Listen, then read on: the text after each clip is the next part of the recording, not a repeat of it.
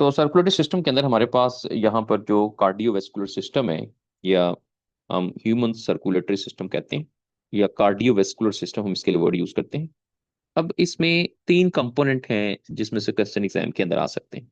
उन तीन कंपोनेंट में सबसे पहले हम ब्लड की बात करेंगे, जो कि एक सर्कुलेटरी फ्लूइड है। ब्लड में इसकी कंपोजिशन, ब्लड सेल, ये सारा कुछ डिस्कस करेंगे, प्लाज्मा वगैरह। दूसरा हम यहाँ पर जो टॉपिक पढ़ेंगे वो हार्ट का है। हार्ट का स्ट्रक्चर पढ़ेंगे, फंक्शन पढ़ेंगे, हार्ट में कार्डिक साइकिल है, डिफरेंट रिदमिक मूवमेंट है, मैकेनिज्म ऑफ हार्ट एक्साइटेशन है, ये सारी के सारे यहाँ पे पॉइंट हैं। साथ हार्ट के डिसऑर्डर्स पढ़ेंगे। और तीसरे नंबर पे जो है हमारे पास यहाँ पे ब्लड वैसल्स हैं, आर्टरीज, वेन्स, कैपिलरीज, इनमें कंपैरिजन हम देखेंगे। और इसके साथ फिर लिम्फेटिक सिस्टम का टॉपिक आएगा, और साथ फिर इम्यूनिटी डिस्कस करेंगे। तो एक एक करके हम इनमें देखते हैं। तो सबसे पहले हम स्टार्ट करते हैं ब्लड से। तो ब्लड जो है वो एक सर्कुलेटिंग फ्लूइड है। ये ऐसा फ्लूइड है जो कि सर्कुलेट करता है और डिफरेंट जो फंक्शंस है अपने परफॉर्म करता है। साथ ही अपने याद रखना कि blood is the form of connective tissue. बहुत सारे कनेक्टिव टिश्यूज होते हैं, जैसे बोन कनेक्टिव टिश्यूज है, कार्टिलेज कनेक्टिव टिश्यूज है, टेंडन है, लिगामेंट है। तो ब्लड भी एक कनेक्टिव टिश्यूज है। ब्लड में जो वेट होता है ब्लड का, वो हमारी बॉडी के अबाउट 1/12 ऑफ द बॉडी, इतना वेट जो है हमारे ब्लड का। यानी नॉर्मली अगर 60 kg एक पर्सन है, तो उसके अंदर जो है वो 5 लीटर जो है वो ब्लड होता है। तो 1/12 जो बॉडी का है वो हमें ब्लड मिलेगा। इसके बाद इसकी जो पीएच है, इसमें से क्वेश्चन आ सकता है। पीएच इसकी 7.4 है, ये भी क्वेश्चन एग्जाम के अंदर आ सकता है। फिर इसमें जो कंपोनेंट है ब्लड के अंदर, तो दो कंपोनेंट है ब्लड में। एक जो है वो प्लाज्मा है, जो कि अबाउट 55% है ब्लड का, और प्लस इसके अंदर जो है वो ब्लड सेल्स होते हैं। और ब्लड सेल्स जो है that is about 45% of the blood. Plasma जो है, इसमें से एक टर्म यूज होता है सीरम। तो प्लाज्मा में से अगर हम रिमूव कर दें क्लॉटिंग प्रोटीन्स, तो एज ए रिजल्ट जो हमारे पास बच जाता है उसको हम सीरम कहते हैं। प्लाज्मा और सीरम जो है, इसमें डिफरेंस क्या है, इस तरह से भी क्वेश्चन आ सकता है। अब हम सबसे पहले जो स्टार्ट करेंगे, हम प्लाज्मा से स्टार्ट करते हैं कि प्लाज्मा के क्या कंपोजिशन है। कुछ पॉइंट इसमें से पूछे जाते हैं। प्लाज्मा में सबसे ज्यादा वाटर है, 90% आपको वाटर मिलता है, और 10% जो है वो अदर डिजॉल्व सब्सटेंसेस इसके अंदर होते हैं। और जो 10% अदर डिजॉल्व सब्सटेंसेस हैं, उसमें सबसे ज्यादा आपको अबाउट 7 to 9% ये इसमें प्लाज्मा प्रोटीन्स मिलते हैं। प्लाज्मा प्रोटीन जो कि अपना अपना रोल जो है वो प्ले करती हैं। प्लाज्मा प्रोटीन में कुछ रोल जो है वो पूछे जा सकते हैं कि कौन कौन सी प्रोटीन है, क्या क्या इसके अंदर जो है वो फंक्शन परफॉर्म करती है। तो इसमें प्लाज्मा प्रोटीन के अंदर जो है वो ग्लोबुलर प्रोटीन है, इसी तरह से एल्ब्यूमिन प्रोटीन है। और ये दोनों की दोनों जो प्रोटीन है, इनका एक तो जो रोल है वो ऑस्मोटिक पोटेंशियल जो होता है ब्लड का, उसको मेंटेन करने के अंदर होता है। तो ये ऑस्मोटिक प्रोटीन है, और इसमें जो ज्यादा रोल है वो एल्ब्यूमिन का होता है, जो कि अबाउट 75% ऑस्मोटिक प्रेशर को मेंटेन करती है, और ये 25% ऑस्मोटिक पोटेंशियल को मेंटेन करती है। अब ये ऑस्मोटिक पोटेंशियल जो है, ये एक्चुअली होता क्या है। देखिए, ये एक ऐसा पोटेंशियल होता है इसकी वजह say that keep water inside blood, जिसकी वजह से वाटर ब्लड के अंदर रहता है, और इसके अंदर इन प्रोटीन का जो हमें यहाँ पर रोल मिलता है। फिर डिफरेंट अदर प्रोटीन हैं, जैसा कि थ्रोम्बिन प्रोटीन है। ये कैटलिस्ट के तौर पे काम करती है ब्लड क्लॉटिंग में, इसको क्वेश्चन आ सकता है। ब्लड क्लॉटिंग का प्रोसेस हम आगे देखेंगे क्या प्रोसेस होता है। फिर इसमें फाइब्रिनोजिन प्रोटीन है, जो कि एक्चुअली डायरेक्ट इन्वॉल्व होती है। तो ये वो प्रोटीन है जो कि ब्लड के अंदर अपना अपना रोल प्ले करती है। फिर अम्यूनोग्लोबुलिन भी हम बात कर सकते हैं कि ये भी ब्लड के अंदर प्रेजेंट है। Immunoglobulin which are the IG antibodies. Antibodies की हमने टाइप्स पढ़नी है आगे जाके, ये सारे का सारा इसमें पढ़ना है। तो एंटीबॉडीज ये डिफेंसिव रोल प्ले करती हैं, ये भी ब्लड के प्लाज्मा के अंदर प्रेजेंट होती है। अब इसके बाद जो फर्दर हम देखेंगे कि 7 to 9% प्रोटीन, उसके अलावा इनऑर्गेनिक 0.9% जो है वो प्लाज्मा का इनऑर्गेनिक होते हैं। इनऑर्गेनिक कंपाउंड होते हैं। और उसमें से सबसे ज्यादा पूछा जाए अगर, about 2/3 that is the sodium chloride, ये सबसे ज्यादा है। ठीक है। फिर कुछ और ऑर्गेनिक पार्ट भी ब्लड के प्लाज्मा के अंदर प्रेजेंट होते हैं। अदर ऑर्गेनिक कौन कौन से होते हैं प्लाज्मा के अंदर? आपको इसमें ग्लूकोज मिलेगी, आप जानते हैं कि फूड जब अब्सॉर्ब होती है ब्लड के अंदर अब्सॉर्ब होती है। इसमें फैटी एसिड्स हैं, ग्लिसरोल्स हैं, इसमें अमाइनो एसिड्स हैं, इसमें फॉस्फेट्स हैं या फॉस्फोरिक एसिड्स। फिर इसके अंदर लैक्टिक एसिड है, आप जानते हैं मसल्स के अंदर स्टोर होता है, ये भी ब्लड के अंदर जो प्रेजेंट होता है। फिर कोलेस्ट्रोल जो है वो ब्लड के अंदर प्रेजेंट होते हैं। तो ये सारे के सारे जो अदर ऑर्गेनिक हैं प्रोटीन के अलावा, वो भी ब्लड के प्लाज्मा में प्रेजेंट होते हैं। ब्लड के प्लाज्मा के अंदर हमारे नाइट्रोजनस वेस्ट भी होती हैं, क्योंकि साफ ज़रा है वो भी ब्लड के अंदर ही जानी है। फिर किडनी की तरफ जाएंगी तो वो प्योरीफाई होंगी। नाइट्रोजनस वेस्ट के अंदर मोस्टली जो यूरिया है, यूरिक एसिड है, ये हमारे ब्लड के अंदर जो वो मेनली प्रेजेंट होते हैं। फिर इसके अलावा कैराटिनिन है जो मसल से ब्लड के अंदर आती है, ये भी रिमूव होती है। इसी तरह से गैसेस जो है वो ब्लड में आती हैं, हम इससे पहले पढ़ भी चुके हैं कि ऑक्सीजन एंड कार्बन डाइऑक्साइड की ट्रांसपोर्टेशन कैसे होती है। और जितने भी हॉर्मोन्स होते हैं एंडोक्राइन एक्शन वाले हॉर्मोन्स जो हैं वो अपने टारगेट तक पहुंचते हैं। वो कैसे टारगेट तक पहुंचते हैं? वो ब्लड से टारगेट तक पहुंचते हैं। तो ये भी प्लाज्मा का पार्ट होता है। तो ये इसमें आपको एक तो जो डिफरेंट कंपोनेंट ब्लड में प्रेजेंट है ये सारे के सारे जो है वो याद रखेंगे। इसके बाद जो क्वेश्चन आ सकता है वो ब्लड सेल्स में से आ सकता है। ब्लड सेल्स, इनके डिफरेंट टाइप्स होंगे। लेकिन ब्लड सेल्स जहाँ से डेवलप होते हैं, यानी कि जो इमेच्योर ब्लड सेल्स होते हैं, उनको हम कहते हैं HSCs। HSC stands for the haematopoietic stem cells. ये हेमेटोपोइटिक स्टेम सेल्स हैं। और ये जो स्टेम सेल्स होते हैं हेमेटोपोइटिक, ये क्या होते हैं? ये इमेच्योर होते हैं। ये वो ब्लड सेल्स हैं जो कि इमेच्योर, और ये आगे डेवलप होंगे, और ये डेवलप होके फिर ये अदर सेल्स बनाएंगे। कहाँ पर ये मिलते हैं ब्लड सेल्स? ये बोन मैरो में मिलते हैं मेनली। इसके अलावा ये पेरिफेरल ब्लड के अंदर भी प्रेजेंट होते हैं। लिम्फ नोड्स के अंदर, लिम्फोइड मैसेज के अंदर भी इनकी प्रेजेंस जो है वो होती है। अब हम ब्लड सेल्स की डिफरेंट टाइप्स जो है वो डिस्कस करेंगे और एक कंपैरिजन उसका लेंगे कि ब्लड सेल में मेनली हम 3 टाइप लेते हैं। एरिथ्रोसाइट्स, नाम याद रखना है, ये रेड ब्लड सेल्स हैं, आप लोग जानते हैं। इसके बाद दूसरी टाइप जो है वो ल्यूकोसाइट्स, ये व्हाइट ब्लड सेल्स के लिए वर्ड यूज होगा। और तीसरी तरह के जो होते हैं उनको कहते हैं थ्रोम्बोसाइट्स। और थ्रोम्बोसाइट्स जो है ये वर्ड यूज होता है प्लेटलेट्स के लिए। तो ये 3 फॉर्म आपको यहाँ पर मिलती हैं। अब तीनों में कुछ सबसे पहले तो हम कंपैरिजन कर लेते हैं इनके। ऐसे तीनों के कलर की बात करेंगे तो ये रेड कलर के होते हैं और ये कलरलेस हैं। इसी तरह से जो थ्रोम्बोसाइट्स होते हैं वो भी कलरलेस होते हैं, इनका भी कोई कलर नहीं होता। फर्दर अगर हम देख रहे हैं तो इसमें न्यूक्लियस नहीं होता मिच्योर के अंदर, ये भी ए न्यूक्लिएटेड है। और प्लेटलेट्स होते हैं वो भी ए न्यूक्लिएटेड ही होते हैं। लेकिन रेड ब्लड सेल्स होते हैं, व्हाइट ब्लड सेल्स हैं, उनमें न्यूक्लियस होता है, ये न्यूक्लिएटेड होते हैं। ये वाला क्वेश्चन इसके अंदर पूछा जा सकता है। इसके अलावा अगर हम साइज की बात करें तो रेड ब्लड सेल जो है ये स्मॉल साइज होते हैं और इसका साइज तकरीबन 8 माइक्रोमीटर तक होता है। और व्हाइट ब्लड सेल्स होते हैं ये बड़े साइज के होते हैं, larger than the red blood cells. और जो प्लेटलेट्स होते हैं ये स्मॉल होते हैं रेड ब्लड सेल से भी, ये फ्रेगमेंट्स होते हैं एक्चुअली। ये याद रखना है कि ये सेल्स के फ्रेगमेंट्स होते हैं। इस तरह का सवाल भी इसके अंदर जो है वो आ सकता है। फिर शेप में अगर हम देखें तो रेड ब्लड सेल जो होते हैं ये स्पेसिफिक शेप इनकी होती है डिस्क शेप, डिस्क की तरह। या एक शेप इसमें हम कहते हैं बायो कनकेव शेप, इस तरह ये इनकी यूनिक शेप है। ये राउंड फॉर्म में आपको मिलते हैं, सफेरिकल या it's like the amoeboid shape के होते हैं। यानी कि अमीबॉयड का मतलब होता है कि तकरीबन वेरिएबल राउंड इरेगुलर से इसके अंदर होते हैं।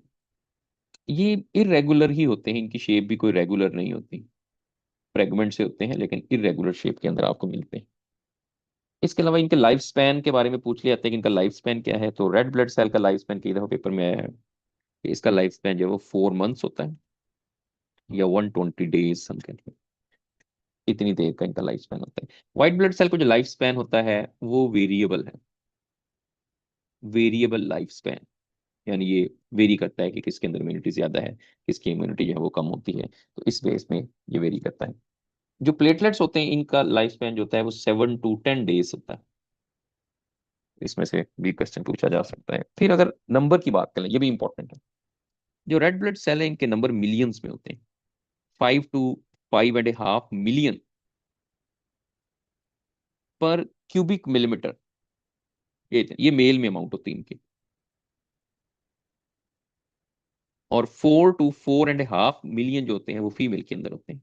मेल की बॉडी ज्यादा मस्कुलर होती है जिसकी वजह से रेड ब्लड सेल जो है वो ज्यादा होते हैं।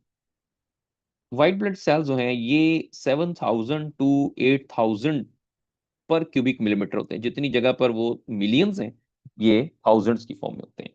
और अगर आप प्लेटलेट्स की बात करें तो ये अबाउट 250 100,000 जो है पर क्यूबिक मिलीमीटर जो है ये प्रेजेंट होते हैं। तो इस तरह से ये भी क्वेश्चन आपसे पूछा जा सकता है। बाकी जो रेड ब्लड सेल होते हैं आप पढ़ चुके हैं कि इसकी अगर आप कंपोजिशन को देखते हैं तो इसमें 95% हीमोग्लोबिन होती है। ये पूछा जा सकता है कि रेड ब्लड सेल की क्या कंपोजिशन है। 95% हीमोग्लोबिन, 5% जो होते हैं कुछ प्रोटीन्स होती हैं।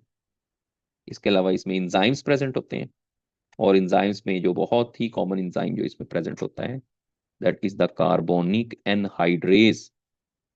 ये हम पढ़ चुके हैं कि ये एक ऐसा एंजाइम है जो मल्टीपल सबस्ट्रेट के साथ जो है वो अटैच हो सकता है। तो ये क्वेश्चन यहाँ पर पूछा जा सकता है। बाकी रोल आपको पता है कि रेड ब्लड सेल जो है इन्होंने क्या काम करना है।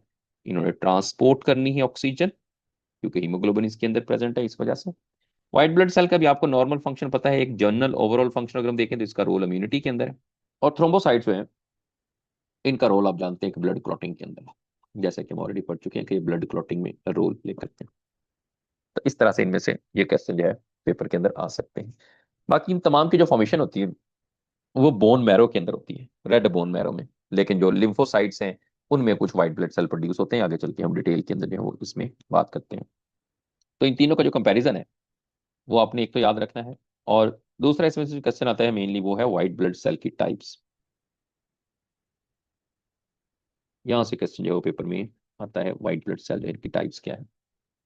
अब देखिए व्हाइट ब्लड सेल को सबसे पहले तो हम दो कैटेगरीज में डिवाइड करते हैं। अब उन दो कैटेगरीज में एक कैटेगरी है जिनको हम कहते हैं ग्रेनुलोसाइट्स, और दूसरी जो कैटेगरी है उसको हम कहते हैं ए ग्रेनुलोसाइट। अब ग्रेनुलोसाइट में ऐसे सेल्स आएंगे जिनके अंदर जो साइटोप्लाज्म है वो ग्रेनुलर होगा। इसकी तीन कैटेगरी मेनली बनती है, और ए ग्रेनुलोसाइट जो है उसके अंदर दो कैटेगरीज बनती है, दो तरह के सेल्स इसके अंदर आपको मिलते हैं। अब इसमें जो ए ग्रेनुलोसाइट है, अगर मैं यहाँ डायग्रामेटिकली देखूं तो ये एक सेल है, ये इसमें ग्रेनुलोसाइट और ये इसमें ग्रेनुलोसाइट। इसके अंदर क्या होगा, इसमें आपको साइटोप्लाज्म जो है वो ग्रेनुलर मिलता है लाइक दिस। अगर अपेरेंटली नजर आएंगे तो आपको साइटोप्लाज्म में ग्रेन्यूल्स मिलेंगे। और अगर आप इन दोनों तरह के सेल्स को देखेंगे तो आपको साइटोप्लाज्म जो है वो क्लियर मिलेगा बिल्कुल। ठीक है। अब दूसरी बात, एक तो साइटोप्लाज्म को देख ली, पहले हमने यहाँ पे आइडेंटिफाई कर लिया। दूसरे हमें इसके अंदर देखना होता है शेप ऑफ न्यूक्लियस। न्यूक्लियस की शेप क्या है। इन केस अगर मैं इनमें न्यूक्लियस ड्रॉ करूं तो मैं इस तरह का न्यूक्लियस भी ड्रॉ कर लेता हूँ। इसके अंदर मैं न्यूक्लियस जो है वो आपको इस तरह का बना देता हूँ लाइक दिस। इसके अंदर न्यूक्लियस जो है वो आपको मैं इस तरह का बना देता हूँ लाइक दिस। इसके अंदर न्यूक्लियस जो है वो मैं इस तरह का बना देता हूँ, और इसके अंदर न्यूक्लियस जो है वो इस तरह का बना देता हूँ। अब इनकी न्यूक्लियस की शेप की बेस पर आपने इनको आइडेंटिफाई करना है। मैं इसको ए लिख देता हूँ, इसको बी लिख देता हूँ, इसको सी लिख देता हूँ, इसको डी लिख देता हूँ, ये ई लिख देता हूँ। तो अब आपने आइडेंटिफाई करना है कि A B C D E के अंदर कौन कौन से सेल्स हैं। ए जो है इसके अंदर आपको जो मिल रहा है उसमें न्यूक्लियस 2 to 5 लोब्स मिल रहे हैं, डिफरेंट लोब्स न्यूक्लियस के अंदर। ये न्यूट्रोफिल, ए में न्यूट्रोफिल है। बी में आपको मिल रहा है एसिनोफिल। सी में आपको मिल रहा है बेसोफिल। आपने इसको आइडेंटिफाई करना है इसके न्यूक्लियस को देख के। डी में आपको मिल रहा है मोनोसाइट, और ई में आपको मिल रहा है लिम्फोसाइट। तो शेप ऑफ न्यूक्लियस की बेस पर आपने सेल्स को आइडेंटिफाई करना होता है। इन केस अगर मैं यहाँ पे लिखूं न्यूक्लियस की शेप, तो आपको जो ये न्यूक्लियस मिल रहा है इसको हम कहते हैं 2 to 5 लोब न्यूक्लियस, जो कि आपको एसिनो जो है वो न्यूट्रोफिल के अंदर मिल रहे हैं। फिर इसके अंदर आपको बाइलोब्ड एंड थिन न्यूक्लियस मिल रहा है। मिल आपको इसमें भी बाइलोब्ड ही रहा है बेसोफिल में, लेकिन ये एस शेप्ड होता है। यहाँ पर जो न्यूक्लियस मिलता है वो राउंड टू लोब्ड है, राउंड टू लोब। और यहाँ पर जो न्यूक्लियस है, this nucleus is completely fill the cell, ये सेल को मुकम्मल तौर पे फिल कर रहा है। एक तो आपको इसके अंदर ये मिल गया कि न्यूक्लियस किसमें। फिर इनकी अबंडेंस कैसे होती है? सबसे ज्यादा जो अबंडेंटली प्रेजेंट होते हैं वो न्यूट्रोफिल्स हैं, that is about 62% of the white blood cells. Eosinophil about 2% होते हैं। मोनोसाइट्स में ये लेस देन 1% होते हैं, सबसे कम अमाउंट इसी की होती है नंबर। मोनोसाइट जो है दैट इज अबाउट 3%, और लिम्फोसाइट सेकंड हाईएस्ट नंबर इसके होते हैं, यानी कि 32%। अब क्वेश्चन जब आता है, तो क्वेश्चंस में आपको इनके अलग अलग सिंपल जो है वो फंक्शंस आपसे पूछे जा सकते हैं। इन केस में ये कहता हूं कि इनमें से बताएं कौन से सेल्स हैं जिनमें फिगोसाइटिक एक्टिविटीज होती हैं, वो कौन कौन से हैं? A B C D E तक आपके पास जो है वो ऑप्शन ए और डी। तो इसमें जो आंसर है, इनमें फिगोसाइटिक एक्टिविटी है वो ए एंड डी है, क्योंकि न्यूट्रोफिल्स हैं वो भी फेगोसाइट्स हैं और मोनोसाइट्स वो भी फेगोसाइट्स। न्यूट्रोफिल्स होते हैं ये माइक्रोफेजिस है, यानी ये स्मॉल पार्ट के ईटअप करते हैं। और monocyte give rise to macrophages. ये इंपॉर्टेंट क्वेश्चन है, आगे चल के इम्यूनिटी पढ़ना है। इम्यूनिटी के अंदर आप जानते हैं ये फेगोसाइट और जो है सेकंड लाइन ऑफ डिफेंस के अंदर जो है वो रोल प्ले करती है। अब इसके अंदर अगर क्वेश्चन आ जाए कि बताएं कौन से ऐसे व्हाइट ब्लड सेल्स हैं that cause the inflammatory response. Inflammatory response जो है वो किसकी वजह से होता है? जी, क्या आंसर होगा? इंफ्लेमेटरी रिस्पॉन्स जो है वो बेसोफिल्स की वजह से होना है। एसिनोफिल वो तो इनएक्टिवेट करेंगे इंफ्लेमेटरी रिस्पॉन्स। तो इसमें जो करेक्ट आंसर होगा वो है बेसोफिल। ये इन्फ्लेमेशन कॉज करेंगे। और साथ ही आप जानते हैं बेसोफिल्स कुछ केमिकल प्रोड्यूस करते हैं, जैसा कि एक केमिकल ये प्रोड्यूस करता है हिस्टामाइन, और यही इन्फ्लेमेशन कॉज करता है। ये एलर्जिक रिएक्शन जो है ये इसकी वजह से होता है, हिस्टामाइन। और इसी तरह से एक केमिकल यहां से प्रोड्यूस होता है heparin, that inhibit the blood clotting. इस तरह के क्वेश्चन जो है वो यहाँ से आ सकते हैं कि कौन ब्लड क्लॉटिंग को इनहिबिट करता है, कौन जो है वो एलर्जिक रिएक्शन प्रोड्यूस करता है। तो ये भी सवाल आपसे जो है वो पूछा जा सकता है। फिर जो एसिनोफिल्स होते हैं, एसिनोफिल्स जो है ये एंटी इंफ्लेमेटरी है, यानी ये इन्फ्लेमेशन को रिड्यूस करते हैं। ये इसका रोल आपको मिलता है। अब इसमें से जो इम्यूनिटी देंगे बाय प्रोड्यूसिंग द एंटीबॉडीज, तो ये भी बड़ा इंपॉर्टेंट क्वेश्चन है कि एंटीबॉडीज कौन प्रोड्यूस करते हैं? एंटीबॉडीज जो है लिम्फोसाइट ने प्रोड्यूस करेंगे, specially B lymphocyte antibodies produce करते हैं। लेकिन उसमें ओवरऑल हम लिम्फोसाइट्स को देखते हैं कि एंटीबॉडीज प्रोड्यूस करते हैं। तो इस तरह से हर एक का जो फंक्शन है वो आपसे यहाँ पर जो है वो पूछा जा सकता है, और ये इसमें इंपॉर्टेंट है। इसको आपने अच्छे से जो है याद रखना है। व्हाइट ब्लड सेल में से क्वेश्चन जो है वो पेपर में आ सकता है। अब जो प्लेटलेट्स हमने ऊपर पढ़े हैं उनके हम फंक्शन में एक बहुत इंपॉर्टेंट फंक्शन देखते हैं, that is the function of blood clotting. Blood clotting is by the platelets. अब इसमें फिनोमिना क्या होता है ब्लड क्लॉटिंग का? ब्लड क्लॉटिंग में कौन कौन से कंपोनेंट जो है वो यूज होते हैं? देखें, जैसे मैंने कहा कि ब्लड क्लॉटिंग जो है उसमें डिफरेंट जो कंपोनेंट का यूज है, जैसे एक है विटामिन के। विटामिन के जो है ये ब्लड क्लॉटिंग में रोल प्ले करता है, और इसका जो रोल होता है that is for the synthesis of the prothrombin. तो प्रोथ्रोम्बिन जो है इसकी सिंथेसिस में आपको विटामिन के का रोल मिलता है। अब prothrombin is one of the inactive protein, ये इनएक्टिव है। अब इस इनएक्टिव प्रोटीन को कन्वर्ट करना है एक्टिव प्रोटीन के अंदर। तो यहाँ पर कैल्शियम जो है वो रोल प्ले करती है, तो जिससे इनएक्टिव प्रोटीन जो है वो एक्टिव थ्रोम्बिन में कन्वर्ट हो जाती है। This is the active. अब हमने पढ़ा था कि thrombin act as a catalyst in blood clotting. तो थ्रोम्बिन एक कैटलिस्ट के तौर पे काम करेगी, और उसके रिजल्ट में जो फाइब्रिनोजिन है, जो कि एक सॉल्युबल फॉर्म में प्रोटीन है और इनएक्टिव है, वो कन्वर्ट होगी एक्टिव प्रोटीन या insoluble protein which is called the fibrin. So fibrin is the insoluble protein, और इस फाइब्रिन प्रोटीन ने क्लॉट लगाना है, that is the temporary seal, के ब्लड को फ्लो को रोकेगी। और ये उसके बाद फिर वहां पर डिफरेंट प्लेटलेट्स भी आ जाएंगे, रेड ब्लड सेल भी आ जाएंगे, व्हाइट ब्लड सेल जो फेगोसाइट्स होते हैं वो भी क्रस्ट होंगे, तो वहां एक बन जाएगा क्लॉट। लेकिन क्लॉट लगाने के अंदर आपको जो डिफरेंट यहाँ पर फंक्शंस भी हैं ब्लड क्लॉटिंग के याद रखना। तो ये ब्लड का रोल भी है कि वो क्लॉटिंग के अंदर जो है वो रोल प्ले करता है, लेकिन साथ साथ जरा ये प्लेटलेट्स जो है वो इनका हमें रोल मिलता है। ब्लड के फंक्शंस में से क्वेश्चन आ सकता है, ये बहुत सिंपल है, आपको इसका रोल पता है कि ब्लड जो है वो क्या क्या फंक्शन परफॉर्म करता है। जैसे एक तो जो ऑस्मोटिक बैलेंस है, वो ब्लड जो है उसको मेंटेन करता है, और स्पेसिफिकली हम इसके अंदर बात कर चुके हैं कि इसमें जो ऑस्मोटिक प्रेशर होता है, जो कोलाइड ऑस्मोटिक प्रेशर होता है, that is maintain by the albumin and the globulin. और इसमें इसको हम ऑन्कोटिक प्रेशर भी कहते हैं। ऑन्कोटिक प्रेशर या ऑस्मोटिक प्रेशर, इसको मेंटेन करने का काम ब्लड का है, और ब्लड के अंदर जो प्रोटीन है वो रोल प्ले करते हैं। दूसरा हमने यहाँ पर रोल पढ़ा कि ब्लड का ट्रांसपोर्टेशन में भी रोल है।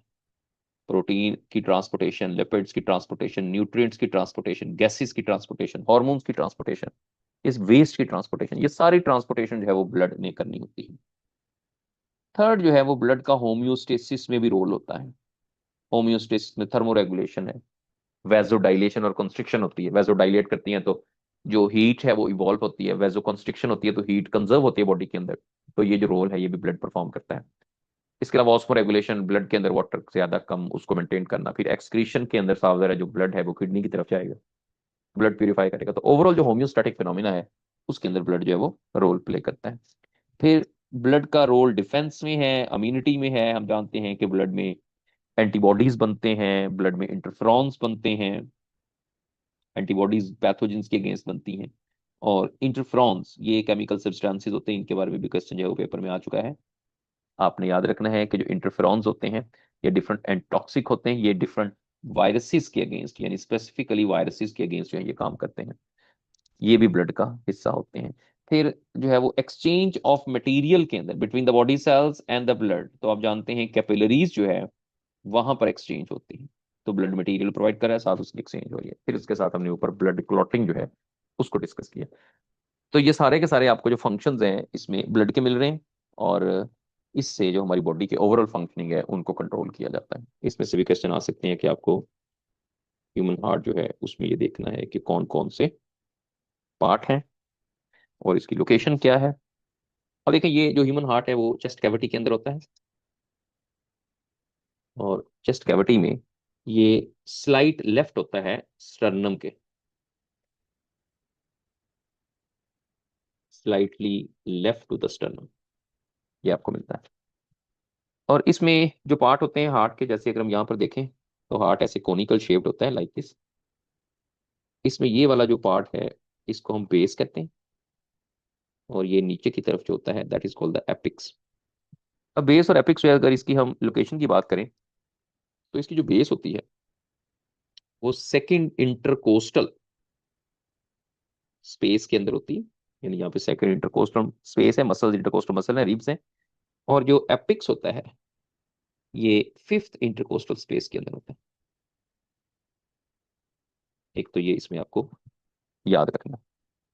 दूसरा हम ये देखते हैं कि हार्ट जो है वो एक रिदमिक कॉन्ट्रैक्शन होती है इसके अंदर। ये एक ऐसा ऑर्गन है जिसमें रिदमिक कॉन्ट्रैक्शन है, और इस रिदमिक कॉन्ट्रैक्शन को कंट्रोल करता है ऑटोनोमिक नर्वस सिस्टम। और इसी वजह से हम यहाँ पर जो वर्ड यूज करते हैं कि हार्ट जो है वो इनवॉलंटरी, तो है ही, ये हमारे कॉन्शियस कंट्रोल में नहीं है। लेकिन साथ यहाँ याद रखने कि इसके अंदर जो इनवॉलंटरी मूवमेंट है वो मायोजेनिक टाइप होती है। मायोजेनिक टाइप का मतलब होता है कि इसके अंदर अपने पेस मेकर्स होते हैं जो कि हार्ट की रिदमिसिटी को कंट्रोल करते हैं। वैसे तो स्मूथ मसल्स भी इनवॉलंटरी होते हैं, लेकिन वो मायोजेनिक टाइप नहीं है। तो मायोजेनिक टाइप वही होते हैं जो कि अपने तौर पे कंट्रोल हो रहे हैं। तो हम जानते हैं हार्ट के अंदर जो है वो डिफरेंट पेस मेकर्स होते हैं। फिर क्वेश्चन एक आ सकता है हार्ट की लेयर्स से, और हार्ट की लेयर्स कौन कौन सी हैं, इनमें से हम बात करें। मैं एक यहाँ पे स्केच से आपको डिफरेंट लेयर्स में बता रहा हूँ। यहाँ मैं आउटर से इनर की तरफ जो है वो आपको लेयर्स बताता हूँ, जिसको आपने देखने के क्वेश्चन पेपर में किस तरह से आ सकता है। इनकेस बाहर की तरफ सबसे आउटर मोस्ट आपको जो लेयर मिलती है, एक मैं ये लेयर बना लेता हूँ हार्ट के अंदर, और इसके साथ ही एक लेयर यहाँ पर प्रेजेंट है, ये वाली। इसके बाद थोड़ी सी स्पेस आ जाएगी, और उसके बाद एक लेयर यहाँ पे आ जाएगी, ये वाली लेयर आ गई, और उसके बाद एक बड़ी लेयर आएगी, ये आ गई। और उस बड़ी लेयर के साथ फिर आपको एक और लेयर मिलेगी, वो ये वाली। ये इनर मोस्ट इस तरफ जैसे लिखा है आउटर टू इनर। अब इसमें जो सबसे बाहर वाली है, ये जो आपको शो हो रही है, that is called the fibrous pericardium. ये फाइब्रस पेरिकार्डियम। और इसमें जो मैंने यहां पर ये शो की हैं दो लेयर, इनको कहते हैं सीरस पेरिकार्डियम। सीरस पेरिकार्डियम में एक जो है वो इसको हम कहते हैं प्राइटल सीरस, और एक को हम कहते हैं विजरल सीरस पेरिकार्डियम। जो विजरल सीरस पेरिकार्डियम है, इसके लिए वर्ड यूज करते हैं एपिकार्डियम। एपिकार्डियम। और इनके दरमियान यहाँ पर पेरिकार्डियल कैविटी है, और यहाँ पर फ्लूइड होता है, that is called the pericardial fluid, जो कि विसरल और प्राइटल पेरिकार्डियम के अंदर प्रेजेंट होता है। इसके बाद जो सबसे थिक लेयर है वो मायोकार्डियम है, ये वाली। और इसके अंदर की तरफ लास्ट जो इनर मोस्ट है, this is called the endocardium. तो ये एंडोकार्डियम, तो ये सारी की सारी लेयर्स जो हैं इसमें और दूसरा इसमें जो मायोकार्डियम है, जैसे मैंने कहा कि सबसे थिक ये होगी, और इसी लेयर के अंदर आपको मायोकार्डियम के अंदर ही कार्डिक मसल्स मिलते हैं। Cardiac muscles. तो ये कार्डिक मसल्स किसके अंदर प्रेजेंट है, ये आपसे पूछा जा सकता है। कार्डिक मसल्स के अंदर जो मैकेनिज्म ऑफ कॉन्ट्रैक्शन होता है, यहाँ याद रखना है कि इनके कॉन्ट्रैक्शन का जो मैकेनिज्म है, that is same to the skeletal muscle. वो बिल्कुल वैसे ही होता है जैसे कि स्केलेटल मसल्स के अंदर आपने स्लाइडिंग फिलामेंट मॉडल पढ़ा है, डिफरेंट जो मायोफिब्रल्स पढ़े हैं, वो इसी तरह से आपको यहाँ पर भी मिलेगा। लेकिन कार्डिक मसल्स के अंदर आप जानते हैं कुछ यूनिक कैरेक्टरिस्टिक्स होती हैं, जो कि बाकी मसल्स में नहीं होती। एक तो ये कि कार्डिक मसल्स ब्रांच्ड होते हैं, ये एक यूनिक कैरेक्टरिस्टिक्स है। दूसरा, इनके अंदर सक्सेसिव सेल्स के दरमियान इंटरकलेटेड डिस्क होते हैं। तो ये भी आपको इसके अंदर जो है वो यूनिक फीचर्स आपको मिलती हैं। तो मसल से रिलेटेड क्वेश्चन जो है वो पेपर में आ सकता है। उसके बाद अगर हम एंडोकार्डियम की बात करें, तो एंडोकार्डियम की जो इनर मोस्ट लेयर है, इसमें जो सेल्स हैं वो सिंपल स्क्वेमस एपिथेलियम के होते हैं। और इसी तरह से अगर आप एंडोकार्डियम की बात करेंगे, तो इनके अंदर जो डिफरेंट इनफोल्डिंग्स होंगी वो हार्ट वॉल्स बनाएंगी। Heart walls. तो ये सवाल आ सकता है कि हार्ट वॉल्स होते हैं वो कौन सी लेयर के फोल्ड्स होते हैं, तो आप बताएंगे कि इनके अंदर जो एंडोकार्डियम है उसके फोल्ड्स को हार्ट वॉल कहते हैं। तो ये सारी की सारी जो अरेंजमेंट है, इनमें से क्वेश्चन पूछा जा सकता है कि कौन कौन से यहाँ पर आपको मिलेंगे। कार्डिक मसल्स स्ट्रिएटेड हैं, बिल्कुल इसमें इरेगुलर स्ट्रिएशंस प्रेजेंट होती हैं, ये भी आप इसमें लिख सकते हैं। आगे स्केलेटल सिस्टम वाला पूरा लेक्चर है, इस पे हम बात करेंगे। और ये बाई न्यूक्लिएट होते हैं, 1 और 2 न्यूक्लियाई इनके सेल्स के अंदर प्रेजेंट होते हैं। सो ये करेक्टरिस्टिक्स आपको हार्ट के मसल्स की मिल रही हैं। अब हम हार्ट के स्ट्रक्चर पे अगर आते हैं, तो हार्ट के स्ट्रक्चर में आपको, जैसे मैंने कहा कि ये इस तरह से आपको ऊपर की तरफ एपिक्स मिलती है, सॉरी बेस मिलती है, नीचे एपिक्स मिलती है। इसमें आपको यहाँ पर एट्रिया मिलते हैं, अपर साइड पे एट्रिया होते हैं। ये राइट एट्रिया है, ये लेफ्ट एट्रिया है। नीचे जाएंगे तो इसमें वेंट्रिकल मिलते हैं, यहाँ पे वेंट्रिकल है, फिर यहाँ पे वेंट्रिकल है। ये वाला राइट वेंट्रिकल है, ये लेफ्ट वेंट्रिकल है। लेफ्ट वेंट्रिकल की जो वॉल होती है वो थिक होती है, याद रखना है। और इसी वजह से एपिक्स होती है वो लेफ्ट साइड की तरफ ही होती है, क्योंकि ये काफी ज्यादा थिक पार्ट होता है, क्योंकि यहाँ से पूरी बॉडी के अंदर ब्लड जाना है। एक बात याद रखनी है कि जो राइट साइड होती है ह्यूमन हार्ट की, वहां पर चाहे राइट एट्रियम हो या राइट वेंट्रिकल हो, इधर जो ब्लड होता है वो डीऑक्सीजनेटेड ब्लड होता है, क्योंकि पूरी बॉडी से ब्लड कलेक्ट होकर यहाँ पे आता है। और जो लेफ्ट साइड होती है, चाहे वो लेफ्ट एट्रिया है या लेफ्ट वेंट्रिकल है, इसमें ऑक्सीजनेटेड ब्लड होता है। अब यहाँ पर डिफरेंट सेप्टा प्रेजेंट है, जैसा कि दो एट्रिया हैं, दो एट्रिया के दरमियान आपको पार्टीशन मिल रही है। इसको हम इंटर एट्रियल सेप्टा कहते हैं या ग्रूव्स कहते हैं। इंटर एट्रियल सेप्टा, या इसके लिए एक वर्ड इंटर एट्रियल ग्रूव भी यूज होता है, या इनके लिए एक वर्ड सल्कस यूज होता है, यानी एट्रिया के दरमियान पार्टीशन है। ग्रूव सल्कस वर्ड यूज हो सकता है। इसी तरह से यहाँ पर वेंट्रिकल के दरमियान जो है आपको इंटरवेंट्रिकुलर सेप्टा या इंटरवेंट्रिकुलर ग्लूव या सर्कस कहते हैं। उसके अलावा एट्रिया और वेंट्रिकल के दरमियान भी पार्टीशन होती है, यहाँ पर भी आपको पार्टीशन मिलती है। और इनके दरमियान आप जानते हैं कि वॉल्स भी प्रेजेंट होते हैं, जो कि एट्रिया और वेंट्रिकल के दरमियान। तो ये वाला हम बात करते हैं, this is the atrio ventricular septa. अब इसमें जो वॉल्स हैं, जो राइट साइड पे प्रेजेंट होते हैं, जहां से ब्लड आगे गुजरता है और वापस जाने से रोका जाता है उसको, इसको ट्राइकस कहते हैं। ट्राइकस इस वजह से कि इसमें थ्री फ्लैप्स होते हैं। और यहाँ पर जो वर्ड यूज होता है ये बाइकस, या इसके लिए मिट्रल वेल्व्स यूज होता है, क्योंकि इसमें दो फ्लैप्स होते हैं। तो ये आपको यहाँ पर वॉल्स भी नजर आते हैं। फिर वेंट्रिकल की जो वॉल होती है, इसके अंदर कुछ एक्सटेंशंस होती हैं ऐसे करके वॉल्स के अंदर। These are called the papillary muscles. ये पेपिलरी मसल्स हैं। और इससे आगे ये वॉल के साथ अटैच होते हैं एक थिक कॉर्ड के जरिए, that is called the chordae tendineae. ये कॉर्डे टेंडने जो होता है, ये एक थिक कर्ड है, जिसके जरिए जो है वो पेपिलरी मसल्स होते हैं वो अटैच होते हैं कस्प ऑफ द एट्रियोवेंट्रिकल वेल्व्स के साथ। तो एक जस्ट लाइक स्ट्रिंग जो कि इनके दरमियान जो है वो प्रेजेंट होती है। अब ये जो वेल्व्स होते हैं, सारे के सारे वेल्व्स कोई भी आप देख लें, इनके अंदर आपको थ्री पॉकेट्स मिलती हैं। हर वेल्व के अंदर तीन पॉकेट होती हैं। और इन तीन पॉकेट के अंदर जो इनर बॉर्डर होता है, इनर बॉर्डर जो है वो फ्री होता है। और वो जो इनर बॉर्डर फ्री होता है, जो कि सेंटर के अंदर एक दूसरे के साथ मिलता है, that actually prevent the back flow. क्योंकि जो वेल्व्स होते हैं उनका काम बैक फ्लो को रोकना है, आगे नहीं भेजना। अगर हम कहते हैं कि एट्रिया से वेंट्रिकल में ब्लड जा रहा है, ठीक है, वॉल से गुजर के जा रहा है, लेकिन गुजर तो वैसे भी सकता है अगर वॉल ना लगे हो। तो एक्चुअल जो वॉल का फंक्शन है वो उसको वापस जाने से रोकना है, प्रिवेंट करना है बैक फ्लो से। तो इस तरह से ये भी आपने यहाँ पर जो है वो याद रखना है। तो ये इसमें जो हार्ट है इसके स्ट्रक्चर्स हैं। आगे इसके ब्लड सप्लाई जो है वो डिस्कस करेंगे। तो नेक्स्ट हम जो हार्ट के अंदर सर्कुलेशन है उस पर हम बात करेंगे। जैसे ये हार्ट का स्ट्रक्चर आपके सामने है, अब इसके अंदर जो ब्लड फ्लो है वो किस तरह से होता है। अब कुछ इंपॉर्टेंट चीजें जो आपने यहाँ से याद रखनी, कि सबसे पहले जो हमने लेफ्ट वेंट्रिकल पढ़ा था, हमने कहा था इधर डीऑक्सीजनेटेड ब्लड होता है। इस लेफ्ट वेंट्रिकल से जो ब्लड वेसल निकलेगी उसको हम एओर्टा कहते हैं। ये बड़ा इंपॉर्टेंट पॉइंट, एओर्टा को हमने डिटेल में आगे डिस्कस करना है।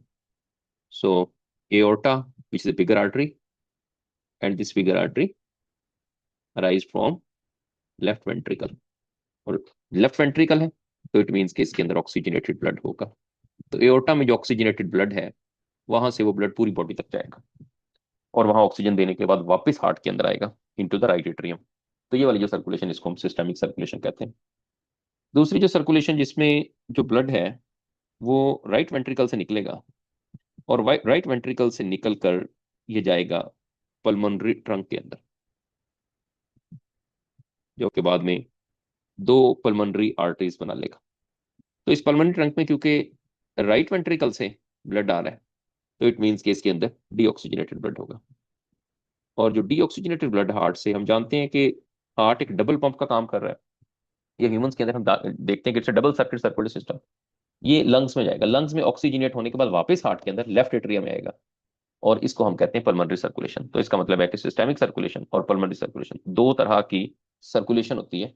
और वहां से फिर ब्लड जो है वो लंग्स की तरफ, या डीऑक्सीजनेटेड ब्लड हार्ट से लंग्स की तरफ जाएगा, और लंग्स से वापस जब आएगा तो हार्ट के right atrium, sorry left atria के अंदर आएगा। तो ये मैं पहली बात की थी कि जब भी ब्लड वापस आता है तो वो एट्रियम में आता है, और जब ब्लड हार्ट से निकलता है तो वेंट्रिकल से निकलेगा।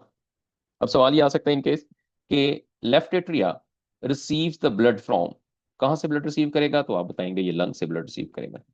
Right atria receives the blood from, ये कहाँ से ब्लड रिसीव करेगा, ये बॉडी से ब्लड रिसीव करेगा जो कि डीऑक्सीजनेटेड है।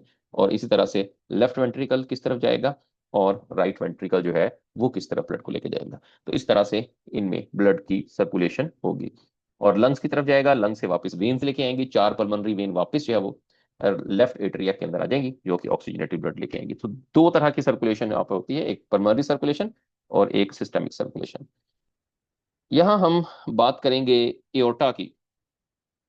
यहाँ से क्वेश्चन आ जाता है, आपको एओर्टा को समझना है कि एओर्टा में कौन कौन सी आर्टरीज निकलती है। तो एओर्टा एक बिगर आर्टरी है, जैसे कि आपको नजर आ रही है, ये लेफ्ट वेंट्रिकल से अराइज हो रही है। लेकिन इसके अंदर जब ये अराइज होती है तो सबसे पहले ऊपर की तरफ जाती है। इसको हम कहते हैं असेंडिंग एओर्टा, ऊपर की तरफ जा रही है। और जैसे ही ऊपर की तरफ जाती है तो इसकी बेस से आर्टरीज अराइज होती हैं। और इसकी बेस से जो आर्टरीज अराइज होती हैं उनको हम कहते हैं कोरोनरी आर्टरीज। तो बेस ऑफ द एओर्टा से right and left coronary arteries blood जो है वो राइज होती हैं। और ये coronary arteries blood, oxygenated blood किसको प्रोवाइड करेंगे, क्योंकि एओर्टा में ऑक्सीजनेटेड ब्लड है। तो इसने जो ब्लड प्रोवाइड करना है वो हार्ट के मसल्स को ब्लड प्रोवाइड करना है। या हम ये कह सकते हैं कि जो मायोकार्डियम है, क्योंकि मायोकार्डियम के अंदर मसल्स होते हैं, तो उसको ब्लड ये प्रोवाइड करेगी। उसके बाद जो एओर्टा है वो एक आर्च बनाएगी ऐसे, एओर्टिक आर्च। अब जो एओर्टिक आर्च है, ये 3 आर्टरीज यहां से मेन आर्च जो है वो निकलेंगी लाइक दिस। ये 3 निकलने के बाद ये नीचे की तरफ आएगी, यानी कि डिसेंडिंग एओर्टा जो है वो बन जाएगा। अब ये जो 3 आर्चेज निकली हैं, इसमें कौन कौन सी हैं, सबसे पहले इसको हम देखेंगे, दैट इज कॉल्ड द ब्रैक्योसेफेलिक। ये एक ब्रैक्योसेफेलिक आर्टरी है, या इसको ट्रंक कहते हैं, क्योंकि इसने आगे जाके फिर से डिवाइड होना है। और ये जो है, this is the left common carotid arch या आर्टरी। ये है लेफ्ट सब क्लेवियन आर्टरी। ये 3 के नाम याद रखें। अब जो ब्रैकियोसेफलिक है वो ऊपर जाके 2 में डिवाइड हो जाती है ये। और ये 2 में डिवाइड हो रही है, कौन कौन सी, right common carotid and right subclavian, ये 2 बन जाएंगे। अब ये किस तरफ ब्लड लेके जाएंगे, कि लाइक अगर हम बात करें तो 2 ही यहां बनी ना, कॉमन कैरोटिड बनी राइट और लेफ्ट, और साथ जो है वो सब क्लेवियन बनी राइट और लेफ्ट। इसके अंदर जो ब्लड सप्लाई है वो किसको मिलेगी, जो कॉमन कैरोटिड आर्च होती है, ये चाहे लेफ्ट है या राइट है, वो अपने अपने साइड पे ब्लड लेके जाएगी। तो कॉमन कैरोटिड जो होती है वो ब्लड सप्लाई करती है हेड को और नेक को। और जो सब क्लेवियन आर्टरी होती है ये ब्लड सप्लाई करती है अपर लिम्स को, अपर लिम्स, या हम इसको पेक्टोरल गिल्डल्स भी कह सकते हैं। तो ये इसको जो है वो ब्लड सप्लाई करेगी। तो इस तरह से ये हार्ट के जो ऊपर वाले पार्ट्स हैं उसको ये ब्लड सप्लाई करेगी। तो यहाँ ये बात याद रखनी है कि हार्ट के जो ऊपर वाले पार्ट होते हैं उनको ब्लड सप्लाई करती हैं ये वाली आर्च जो यहाँ पे निकली। उसके बाद जो एओर्टा है वो नीचे की तरफ आएगी, जिसको हम डिसेंडिंग एओर्टा कहते हैं। सो ये एओर्टा जो है जो नीचे की तरफ आ रहा है, now this is called the descending aorta. अब ये डिसेंडिंग एओर्टा जैसे ही नीचे की तरफ आएगा तो इसमें से थोरेसिस रीजन के अंदर डिफरेंट आर्टरीज जो है वो निकलना शुरू हो जाएंगे लाइक दिस। ये थोरेसिस रीजन के अंदर, और ये कौन कौन सी हैं, लाइक इसके अंदर एक है इंटरकोस्टल आर्टरी, और दूसरी है ब्रोंकियल आर्टरी। अब ये इंटरकोस्टल आर्टरी और ब्रोंकियल आर्टरी किसको ब्लड सप्लाई करेगी, ये चेस्ट वॉल को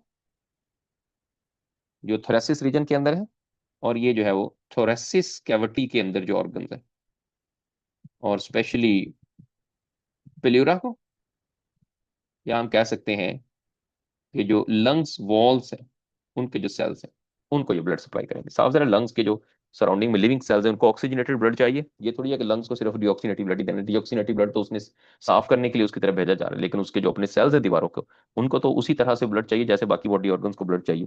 तो ये ब्लड जो है वो आपको वहां देखेंगे उनको ब्लड मिलेगा। इसके बाद ये एओर्टा जो है वो नीचे की तरफ आएगा। अब ये एओर्टा नीचे आएगा, उसको हम कहेंगे एब्डोमिनल एओर्टा। और इस एब्डोमिनल एओर्टा से भी डिफरेंट आर्चेज जो है वो निकलना शुरू हो जाएंगे। तो यहां से आगे एब्डोमिनल रीजन के अंदर चला जाएगा, तो इसको हम एब्डोमिनल एओर्टा कहेंगे। अब एब्डोमिनल एओर्टा में डिफरेंट आर्चेज है वो अराइज हो रही हैं। उसमें से एक तो अराइज होता है सीलिक ट्रंक, जिससे आगे मुख्तलिफ तरह की आर्चेज जो है वो अराइज होती हैं। अब इसमें से जो डिफरेंट आर्चेज अराइज होती हैं सीलिक ट्रंक से, वो कौन कौन सी है? इसमें गैस्ट्रिक है, जिसने स्टमक को ब्लड सप्लाई करना है। इसके अलावा हेपेटिक है, जिसने लिवर को ब्लड सप्लाई करना है। और स्प्लीनिक है, जिसने स्प्लीन को ब्लड जो है वो सप्लाई करना है। तो इस तरह से मुख्तलिफ आर्चेज जो है यहाँ से अराइज होना शुरू हो जाए। फिर यहाँ पर बहुत सारी और आर्टरीज जो है वो भी अराइज होंगी, उनके मैं नाम यहाँ पे लिख देता हूँ। उसमें एक है superior mesenteric artery. Superior mesenteric artery जो है इसने इंटेस्टाइन को ब्लड देना है। और इसी तरह से एक होती है इंफीरियर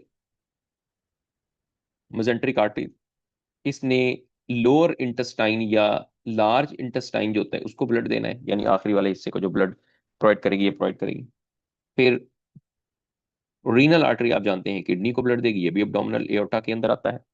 इसी तरह से गोनेडल आर्टरी, और जो गोनेडल आर्टरीज हैं ये भी, ये गोनेड्स को ब्लड जो है वो देंगी। अब उसके बाद एब्डोमिनल एओर्टा जो होता है आगे जाके ये बाइफरकेट कर देगा ऐसे। ये सवाल भी एक दफा है कि बाइफरकेट करके कौन सी आर्टरीज बनाता है? तो लास्ट में जब ये बाइफरकेट करता है तो ये इलिक आर्टरीज बनाएगा। और ये इलिक आर्टरीज जो होती हैं ये ब्लड सप्लाई करेंगी लेग्स को।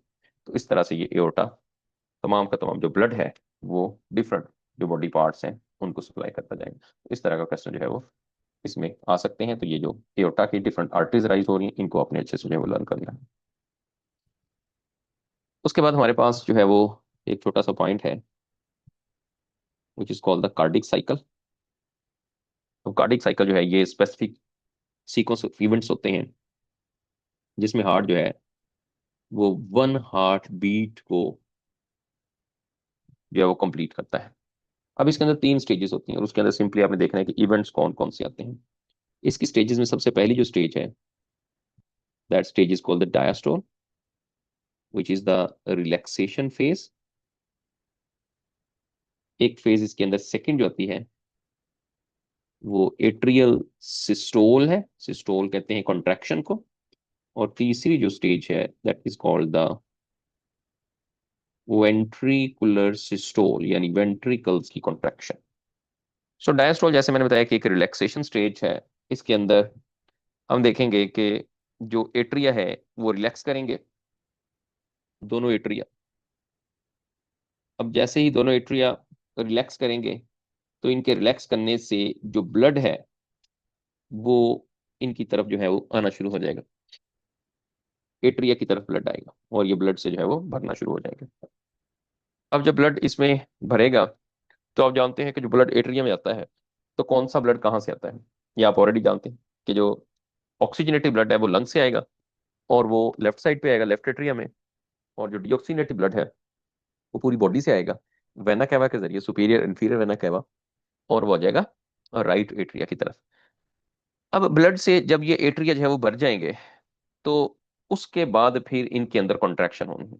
सो atria they are filled with the blood and they become distended, यानी भर जाएंगे। और उसके रिजल्ट में फिर इनके अंदर कॉन्ट्रैक्शन हो, कॉन्ट्रैक्शन ऑफ बोथ एट्रिया, दोनों एट्रिया कॉन्ट्रैक्ट करेंगे। इसके रिजल्ट में जो एट्रियो वेंट्रिकुलर वेल्स हैं जिसको बाइकस और ट्राइकस वेल्स कहते हैं ये ओपन हो जाते हैं। और इन वेल्स के ओपन होने से जो ब्लड है वो कहाँ जाएगा? वो वेंट्रिकल्स में जाएगा, क्योंकि वेंट्रिकल जो है वहाँ ब्लड जाएगा। और राइट साइड पर डीऑक्सीनेटेड, लेफ्ट साइड पर ऑक्सीजनेटेड, इस तरह से ब्लड उनके अंदर चला जाएगा एट्रियल सिस्टोल में। वेंट्रिकल अभी भी कॉन्ट्रैक्ट, जब रिलैक्स कर रहे हैं, लेकिन जब वेंट्रिकल में ब्लड भर जाएगा तो उसके बाद वेंट्रिकल रिलैक्स करेंगे। तो वेंट्रिकल की जो रिलैक्सेशन होगी, sorry contraction, contraction of the ventricle, ventricle की कॉन्ट्रैक्शन के रिजल्ट में जो एवी वेल्व्स हैं वो क्लोज होंगे, एट्रियो वेंट्रिकल वेल्व जो है वो क्लोज होंगे, और इनके क्लोज होने से जो फर्स्ट साउंड है हार्ट की वो सुनाई देगी स्टेथोस्कोप से। तो लब इज द फर्स्ट साउंड, ये क्वेश्चन इसमें आ सकता है।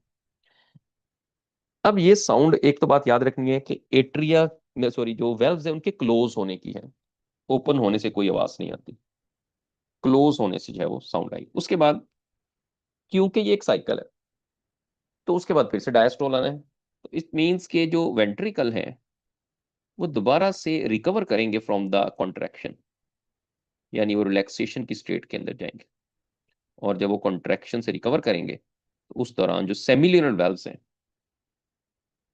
वो क्लोज होंगे। तो सेमिल्यूनर पहले ओपन कहाँ पे हुए थे, जब कॉन्ट्रैक्ट करेंगे तो सेमिल्यूनर वेल्व जो है वो ओपन होंगे, और ओपन होने से ब्लड जो है वो आउट ऑफ हार्ट जाएगा, और हार्ट से अबव जो है वो कहाँ जाएगा, हम जानते हैं कि राइट साइड से पल्मोनरी ट्रंक के अंदर, और लेफ्ट साइड से वो एओर्टा के अंदर। तो ब्लड जब हार्ट से बाहर जाता है तो आप जानते हैं कि राइट साइड से पल्मोनरी ट्रंक में जाना है, लेफ्ट साइड से जो है वो एओर्टा के अंदर जाना है।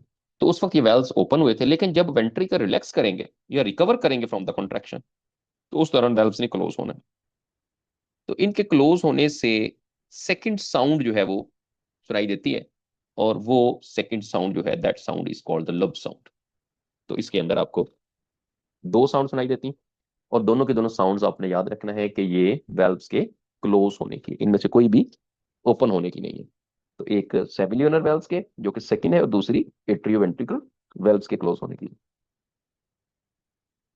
अब जब इस पर टाइम पीरियड देखते हैं तो कार्डिक साइकिल जो है इसमें ऑन एवरेज 0.8 सेकंड के अंदर एक हार्ट बीट कंप्लीट होती है, और एन एवरेज पर्सन जो है वो कितनी हार्ट बीट्स कंप्लीट करता है, 2.5 बिलियन टाइम। इतनी दफा हार्ट बीट एक एवरेज लाइफ के अंदर आती है। और इसमें अगर हम तीनों स्टेज के अंदर डिवाइड करें तो डायस्टोल जो है वो 0.4 सेकंड जो है वो टाइम पीरियड यहाँ पर है, एट्रियल सिस्टोल जो है 0.1 सेकंड है, और वेंट्रिकल सिस्टोल जो है वो 0.3 सेकंड से। तो ये जो टाइम पीरियड इसके अंदर है ये आपने इसमें जो है वो याद रखना है। इसके बाद हमारे पास जो एक टॉपिक, अगेन छोटे छोटे टॉपिक हैं, उसमें है mechanism of heart excitation. Heart जो है वो एक्साइट कैसे होता है, उसके एक्साइटेशन का क्या मैकेनिज्म। तो हम हार्ट के अंदर ये देखेंगे कि हार्ट में different types of structures present होते हैं। जैसे हमने यहाँ पर हार्ट की डायग्राम जो है बनाई, तो इसके अंदर कुछ पेस मेकर्स प्रेजेंट होते हैं।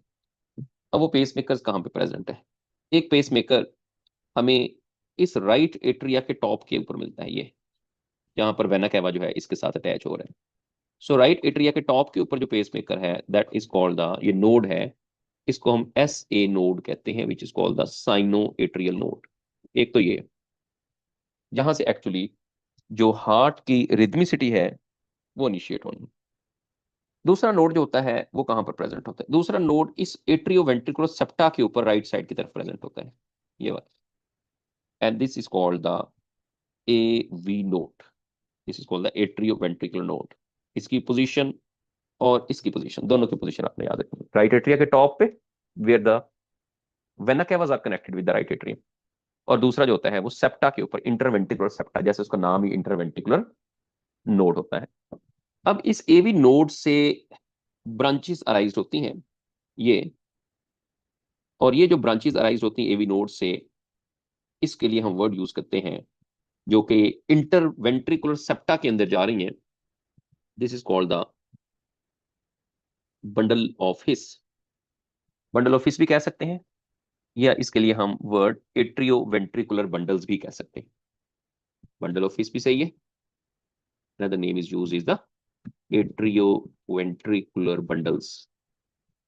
अब ये एट्रियोवेंट्रिकुलर बंडल्स जो होते हैं ये अब जो है इंटरवेंट्रिकुलर सेप्टा के अंदर है, जैसे पोजीशन आपको बिल्कुल नजर आ रही है कि ये इंटरवेंट्रिकुलर सेप्टा के अंदर। अब यहां से वो मजीद डिवाइड होना शुरू हो जाते हैं, और डिवाइड होने के बाद वो इंटरवेंट्रिकुलर सेप्टा से एपिक्स की तरफ जाना शुरू हो जाते हैं। अब ये वाला पार्ट जो है ये एपिक्स है, और यहां से डिवाइड होते जाएंगे, और यहां से ये एपिक्स की तरफ इस तरह से और ज्यादा ब्रांचेस जो है वो बनाना शुरू कर देंगे, एंडोकार्डियम के अंदर जाएंगे। एंडोकार्डियम जो है उसके साथ जो है ये कनेक्ट होना शुरू हो जाएंगे, या आप कह सकते हैं कि उसमें ये स्प्रेड होना शुरू हो जाएंगे दोनों साइड पर। अब उसके साथ ये जो फाइबर्स बनेंगे, अब इनके लिए वर्ड हम यूज करते हैं पुरकिंजी फाइबर्स, जो कि वेंट्रिकल की वॉल्स के अंदर प्रेजेंट हो। इसलिए मैंने आपको यहाँ पर डायग्राम बताया कि ये वेंट्रिकल की वॉल के अंदर जो है वो प्रेजेंट है। अब इनका सीक्वेंस क्या बना, कैसे सिग्नल आता है, तो सीक्वेंस ये बना हार्ट की एक्साइटेशन में। सबसे पहले जो है वो ऑटोनॉमिक नर्वस सिस्टम है, जिसको एएनएस कहते हैं, that is controlling the heart, जो कि हार्ट की तरफ, जिसकी तरफ से कंट्रोल है वो आता है। वहां से सिग्नल जाते हैं S node. This S node is the also called the pacemaker, इसको पेस मेकर भी कहते हैं। वहां से सिग्नल आगे जाएगा, वो सिग्नल जाएगा एवी नोड तक, और एवी नोड से सिग्नल किस में जाएगा, एवी बंडल्स के अंदर, या उनके लिए हमने नाम लिखा बंडल ऑफ फिश। और वहां से सिग्नल जो है वो जाएगा पुरकिंजी फाइबर्स के अंदर। अब सिंपली जो इनके फंक्शंस हैं वो फंक्शंस क्या हैं। सबसे पहले जब एस से नोड के पास सिग्नल आता है तो एस से नोड ने एक तो करवानी है कॉन्ट्रैक्शन ऑफ एट्रिया, यानी एट्रिया की कॉन्ट्रैक्शन के लिए जो सिग्नल है यहां से भेजना है। दूसरा, इसने जो है वो सिग्नल एवी नोड तक पहुंचाना है। यहां से अबाउट 0.15 सेकेंड जो है वो टाइम पीरियड है जिसमें सिग्नल पहुंचता है, और दूसरे सिग्नल आने तक का जो टाइम पीरियड है वो एवी नोड तक सिग्नल पहुंचाएंगे। एवी नोड ने बंडल ऑफ फिश को, बंडल ऑफ फिश से पुरकिंजी फाइबर को, और सिंपली जो पुरकिंजी फाइबर है, जैसे मैंने कहा कि इनकी कॉन्ट्रैक्शन के रिजल्ट में कॉन्ट्रैक्शन ऑफ वेंट्रिकल्स होनी, तो ये वेंट्रिकल्स की कॉन्ट्रैक्शन में काम करेंगे। अब आप जानते हैं कि वेंट्रिकल की कॉन्ट्रैक्शन जो है that is much more important than the atria, उससे ज्यादा इंपॉर्टेंट है, क्योंकि एट्रिया ने जो कॉन्ट्रैक्ट करना है, वहां से जो सिग्नल है वो तो सिर्फ और सिर्फ जो है वो ब्लड है वो तो वेंट्रिकल में जाना है, लेकिन वेंट्रिकल के अंदर जो कॉन्ट्रैक्शन है, और स्पेशली जो लेफ्ट साइड के वेंट्रिकल में कॉन्ट्रैक्शन है, वहां से ब्लड पूरी बॉडी के अंदर फैलना है, जिसकी वजह से वो कॉन्ट्रैक्शन जो है वो बहुत ज्यादा इंपॉर्टेंट कॉन्ट्रैक्शन होती है। अब पुरकिंजी फाइबर की कुछ इंपॉर्टेंस होती है। पुरकिंजी फाइबर जो है ये बिल्कुल टर्मिनल ब्रांचेस होती हैं बंडल्स की, जो कि ऊपर से आते हैं। इनके अंदर कार्डिक मसल्स प्रेजेंट होते हैं, ये याद रखना है। और इसमें जो कार्डिक मसल्स हैं, ये पुरकिंजी फाइबर्स ओवरऑल, इनमें जो कार्डिक मसल्स हैं उनका डायमीटर भी बड़ा होता है, लार्ज डायमीटर, ये भी आपने इसके अंदर याद रखना है। और दूसरा, इसके अंदर बहुत सारे जो कार्डिक सेल्स होते हैं उनमें इंटरकलेटेड डिस्क भी बहुत ज्यादा डिवेल्प्ड होती हैं, डिवेल्प्ड इंटरकलेटेड डिस्क, जो कि हम जानते हैं कार्डिक मसल्स के लिए एक यूनिक फीचर है। और इस जगह पर सबसे ज्यादा रैपिड जो है वो कॉन्ट्रैक्शन, वो पुरकिंजी फाइबर्स के अंदर होना, मोर रैपिड कॉन्ट्रैक्शन, क्योंकि ये स्पेशलाइज्ड मसल्स हैं जो कि वेंट्रिकल की वॉल के अंदर होते हैं, और यही एक्चुअली वेंट्रिकल की कॉन्ट्रैक्शन काम, अगर ये काम नहीं करेंगे, सावधान रहे, वेंट्रिकल से ब्लड नहीं निकलेगा, पूरी बॉडी तक नहीं पहुंचेगा, और ये एक बहुत ज्यादा प्रॉब्लमेटिक कंडीशन जो है, या कुछ डिसऑर्डर्स के अंदर ये कंडीशन है वो डेवलप होना शुरू हो जाती है। तो ये जो हार्ट की एक्साइटेशन था, इसके अंदर जितने भी और मेन जो क्वेश्चन ज्यादातर तो यही आता है कि आपको सीक्वेंस का पता होना चाहिए, कि भाई बताएं इसके अंदर जो है वो पुरकिंजी फाइबर्स पहले आ रहे हैं या बंडल ऑफ फिश पहले आ रहे हैं। तो साफ ज़ाहिर है यहाँ पे आके थोड़ा सा कंफ्यूजन आ जाती है, तो आपने बताना है कि पहले बंडल ऑफ फिश आते हैं और उसके बाद पुरकिंजी फाइबर्स आते हैं। उसके बाद एक छोटा सा पॉइंट वहां से भी क्वेश्चन आ जाता है, ईसीजी, इलेक्ट्रोकार्डियोग्राम। अब ईसीजी जो है ये एक डायग्नोस्टिक टेस्ट है, this is not the treatment, एक डायग्नोस्टिक टेस्ट। और इस टेस्ट से हम ये रिकॉर्ड करते हैं, क्या चीज रिकॉर्ड करते हैं, इस टेस्ट के अंदर हम जो इलेक्ट्रिक एक्टिविटी होती है हार्ट के अंदर, कॉन्ट्रैक्शन नहीं, इलेक्ट्रिक एक्टिविटी ऑफ हार्ट, इसको देखते हैं कि ये किस तरह की है, क्या उसको करंट पूरा मिल रहा है एक स्पेसिफिक टाइम पीरियड के अंदर या नहीं मिल रहा। तो इसके रिजल्ट में फिर बहुत सारे disorders, abnormalities such as heart attacks, arrhythmias, cardiac conditions, heart के जो है वो चैम्बर्स की पोजीशन, हार्ट के मसल्स की फंक्शनिंग, ब्लड फ्लो अगर डिफरेंट जा रहा है, या कोई आर्टिफिशियल पेस मेकर लगाया है, अगर वो सही तरह काम नहीं कर रहा, तो हम उसकी डिटेक्ट करने के लिए जो है वो ईसीजी करते हैं। ईसीजी के अंदर कुछ रीडिंग्स होती हैं, अगर हम यहाँ पर उनको देखें तो जस्ट एक एक पॉइंट उसमें आता है, आपने जस्ट डिस्क्राइब करना है उसको। उसमें सबसे पहले लाइक दिस है। अब इसको 3 पार्ट के अंदर हम ईसीजी को डिवाइड कर लेते हैं, 1, 2 और 3। सबसे पहला जो स्टेज है वो एट्रियल डीपोलराइजेशन है। उसके बाद अगली जो स्टेज आपको दिखा रहा हूं यहाँ पर, that is the ventricular depolarisation. और तीसरी जो है वो स्टेज जो है वो रीपोलराइजेशन की स्टेज है, रिकवरी की स्टेज है। अब इसमें जब ईसीजी कंप्लीट करते हैं तो उसके अंदर कुछ सिंबल्स होते हैं, like this is the P wave, जो कि एट्रियल डीपोलराइजेशन के लिए है, यानी कि एट्रिया कॉन्ट्रैक्ट कर रहे हैं, इसी को हम डीपोलराइजेशन कहते हैं। उसके बाद क्यू आर एस है, क्यू आर एस कॉम्प्लेक्स कहते हैं, that is the ventricular depolarisation. और उसके बाद यहाँ पे टी, तो इसके अंदर जो है वो दैट्स द रिकवरी या रीपोलराइजेशन की स्टेट है। तो अगर पूछा जाए एट्रियल कॉन्ट्रैक्शन है, एट्रिया कॉन्ट्रैक्ट कर रहे हैं, तो जो करंट की रीडिंग मिल रही है उसके लिए कौन सा सिंबल यूज होगा? पी यूज होगा वेंट्रिकल के लिए, Q R S complex use होगा, और जो रिकवरी है उसके लिए टी यूज होगा। लेकिन इसके दरमियान कुछ इंटरवल्स भी होते हैं, लाइक जैसे कि इसके दरमियान एक इंटरवल हमें मिलता है यहाँ पर, इसको हम कहते हैं पी आर इंटरवल। एक इंटरवल यहाँ पे होता है और एक यहाँ पर इंटरवल होता है, that is called the S T interval. अब पी आर इंटरवल या एस टी इंटरवल जो है वो क्या होता है? अब इसमें जो एट्रियल डीपोलराइजेशन है, ये है एट्रियल डीपोलराइजेशन, और यहाँ पर है वेंट्रिकुलर डीपोलराइजेशन। इसके दरमियान जो टाइम पीरियड होता है कि एक इंपल्स कंडक्ट हो रही है जिसमें एट्रियल डीपोलराइजेशन से वेंट्रिकुलर डीपोलराइजेशन तक की जो कंडीशन है उसको हम P R interval word use करते हैं। This is called the P R interval. अब उसके बाद एस टी सेगमेंट क्या होता है? ये एस टी सेगमेंट में जब वेंट्रिकुलर डीपोलराइजेशन कंप्लीट होती है, वहां से लेकर जहां रीपोलराइजेशन इनिशिएट होती है उससे पहले तक आपको जो टाइम पीरियड मिल रहा है, that time period is called the S T segment. उसको एस टी सेगमेंट या एस टी इंटरवल कहते हैं। तो ये इसके अंदर कुछ जो कंडीशंस थी, यानी जस्ट जो ईसीजी। आप अब इसमें क्या होता है, साफ जरा जब हम देखते हैं, आपने ईसी देखी होगी, लंबी स्ट्रिप है, उसके अंदर आपको मुख्तलिफ तरह के ऐसे स्पाइक सी बनती है। तो अब इसमें देखा जाता है कि क्या एक की स्पाइक यहाँ पर है वेंट्रिकल की यहाँ पे, तो अगले में क्या एट्रियम की सेम जगह पर सेम रीडिंग है या उसमें कोई फर्क है, या 3 4 सेम आ जाती है, चौथी में जाके कोई नॉर्मलिटी आती है। तो इस तरह से उसको एक लंबी रीडिंग की फॉर्म में उसको डिटेक्ट किया जाता है और देखा जाता है कि क्या इसके अंदर जो अब नॉर्मेलिटी भी नहीं है, कोई इस तरह की कंडीशन नहीं है। तो इसको डिटेक्ट करने के लिए हम जो है ऑब्जर्व करते हैं चीजों को। तो ये इसमें आपको जो ईसीजी है उसके बारे में क्वेश्चन पूछा जा सकता है। जी, यहाँ तक जो क्वेश्चन है इसके माइंड में या कंफ्यूजन है